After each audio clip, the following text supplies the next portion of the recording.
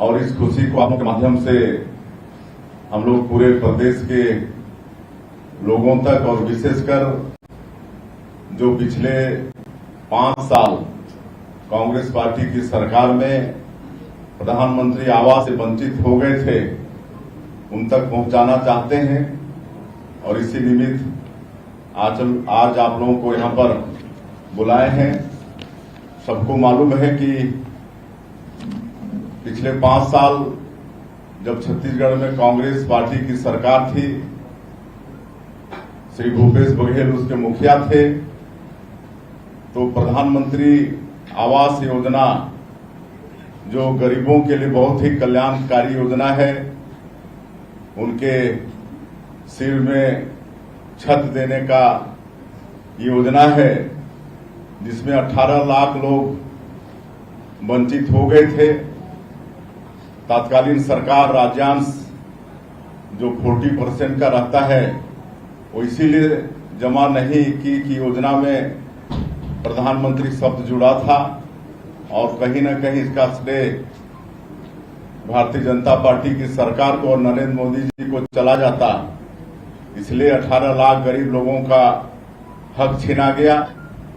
और सबको मालूम है कि 2023 के विधानसभा चुनाव प्रचार के दौरान हमारे देश के यशस्वी प्रधानमंत्री नरेंद्र मोदी जी छत्तीसगढ़ की जनता से वादा किए थे कि इस बार भारतीय जनता पार्टी की सरकार बनेगी तो जो भी मुख्यमंत्री होगा वो मुख्यमंत्री सबसे पहला काम 18 लाख गरीबों का आवास स्वीकृत करने का करेगा। हमारे आदरणीय प्रधानमंत्री जी ने छत्तीसगढ़ की जनता से वादा किया था। मोदी की गारंटी में भी ये है। और मुझे बताते हुए खुशी हो रही है कि 13 दिसंबर 2023 को हमारी सरकार शपथ ली और 14 दिसंबर 2023 को पहला कैबिनेट में ही हमारी सरकार ने 18 लाख प्रधानमंत्री आवास की स्वीकृति दे दी और जो 40% राशि राज्यांश होता है उसकी व्यवस्था हमारी सरकार ने कर ली। लेकिन ये आवास बनने में देरी इसलिए हुई कि उस वित्तीय वर्ष में जो केंद्रांश छत्तीसगढ़ का था, चूंकि प्रदेश की सरकार राज्यांश जमा नहीं की थी, इसलिए भारत सरकार ने उस पैसे को दूसरे राज्य में आवंटित कर दिया था। लेकिन जब नया वित्तीय वर्ष आया 2024 और 25 का, तो कल ही हमारे छत्तीसगढ़ के लिए कुल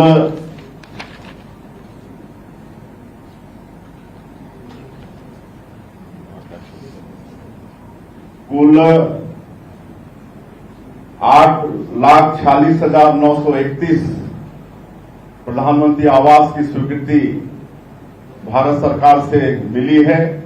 और इसके लिए पूरे छत्तीसगढ़ की तरफ से, छत्तीसगढ़ की 3 करोड़ जनता की तरफ से और विशेषकर प्रधानमंत्री आवास से जो लाभान्वित होंगे सबके तरफ से हमारे देश के यशस्वी प्रधानमंत्री श्री नरेंद्र मोदी जी को बहुत बहुत उनको धन्यवाद करते हैं, उनको साधुवाद करते हैं। उन्होंने हमारे छत्तीसगढ़ को 8,46,931 प्रधानमंत्री आवास की स्वीकृति दी है। और हम लोगों ने 18 लाख प्रधानमंत्री आवास की बात की है, तो इसमें 8,46,931 की स्वीकृति तो मिली है। और इसमें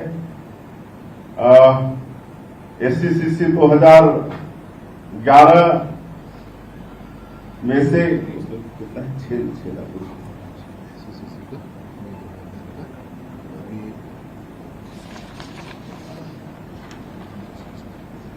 SCCC 2011 जिस सूची के लोग पिछले 5 साल में वंचित हो गए थे और सिर्फ छत्तीसगढ़ में ही वंचित हो गए थे, बाकी सभी प्रदेशों में SCCC 2011 की सूची वाले प्रधानमंत्री आवास से लाभान्वित हो गए थे।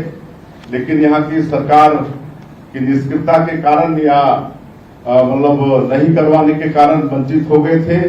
तो आज जो हम लोगों को 8,46,931 प्रधानमंत्री आवास की स्वीकृति मिली है, उसमें से 6,99,331 प्रधानमंत्री आवास ये 2000 SC 2011 वाली सूची में से हैं और बाकी 1,47,600 ये ना हाँ 1,47,600 ये जो आवास प्लस वाले हैं, आवास प्लस जिस प्रदेश ने SC 2011 की सूची वालों को प्रधानमंत्री आवास का निर्माण करवा दिया तो उनके यहाँ आवास प्लस भी शुरू हुआ। तो हमारे यहाँ तो SC 2011 के लोग ही लाभ नहीं ले पाए थे, तो आवास प्लस का तो प्रश्न ही नहीं उठता था। लेकिन आज एक साथ SC 2011 का 6,99,331 और उसके साथ ही साथ 1,47,600 ये आवास प्लस वाले हैं जिनकी भी स्वीकृति छत्तीसगढ़ को मिली है।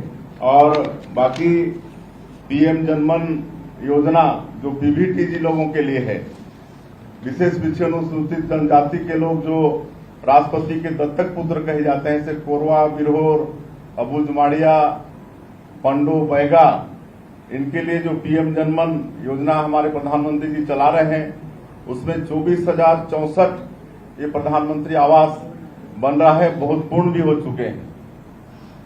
और आप लोगों को ये भी हम बताना चाहेंगे कि पिछली कांग्रेस की सरकार ने जब विधानसभा का चुनाव आया तो एक प्रधानमंत्री आवास योजना का शुरुआत किया था जिसमें 47,090 लोगों की स्वीकृति दी थी उन्होंने और एक किस्त भी जारी किया था 25,000 का। हम लोग कोई भेदभाव नहीं करते हुए उनको भी अपने आवास योजना में शामिल कर लिए हैं और दूसरी किस्त जारी कर दिए हैं और तीसरी किस्त भी उसमें जारी कर रहे हैं। तो ये उदारता हमारी छत्तीसगढ़ की सरकार ने इन 47,090 लोगों के ऊपर में भी किया है।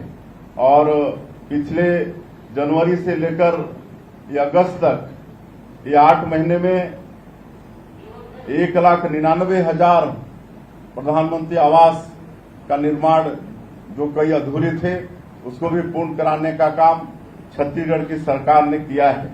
इस तरह से कुल मिला के हम लोग आने वाले समय में जो 18 लाख प्रधानमंत्री आवास की बात कही थी वो 18 लाख आवास गरीबों को हमारी सरकार देने के लिए वचनबद्ध है।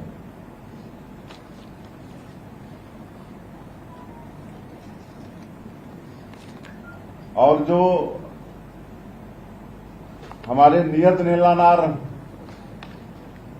योजना के अंतर्गत जो जिले हैं बस्तर, सुकमा, दंतेवाड़ा, बीजापुर, नारायणपुर और जो कांकेर का कुछ एरिया है जो नक्सल प्रभावित क्षेत्र हैं उनके लिए नियत नीलानार योजना अलग से शुरू किए हैं। आपका अच्छा गांव योजना शुरू किए हैं और सरकार वहां पर सरकारी जो योजनाएं हैं उनको 100% पहुंचाने के लिए प्रयासरत है।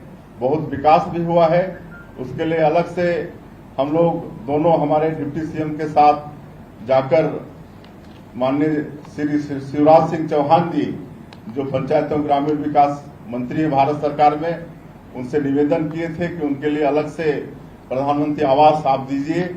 और अभी हमारे देश के यशस्वी गृह मंत्री जी अमित शाह जी आए थे, उनसे भी आग्रह किए थे और सबने हम लोगों की मांग उचित समझा है और उन्होंने आश्वस्त किया है कि इनके लिए अलग से प्रधानमंत्री आवास मुहैया कराया जाएगा।